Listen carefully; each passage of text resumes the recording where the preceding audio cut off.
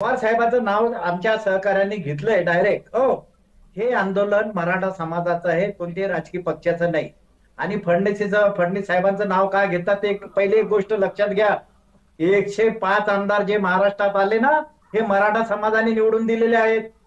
हे भारतीय जनता पक्षाने आणि समर्थकांनी कोणीही विसरता कामा नाही. आमचा राग काय आहे भाजपचेच हा आमदार मराठा महत्वाचा प्रश्न आहे, समाजाने त्याचं दिले का? कारण आहे. शांतता पाळणे आंदोलन चालू असताना तुम्ही लाठीचार्ज केला. महाराष्ट्रात तुम्ही पहिला गृहमंत्री, तुम्ही माफी मागितली. उपोषणकर्त्यावर लाठीचार्ज केला, मराठा महिलावर लाठीचार्ज केला. त्या अधिकाऱ्यांना तुम्ही प्रमोशन केलं.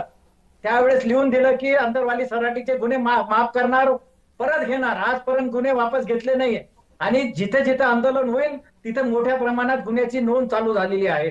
हा आमचा राग आहे. आमचा काही राजकीय अजेंडा नाहीये फडणवीस साहेबांचा, नाही तर 105 निवडून दिले नसते.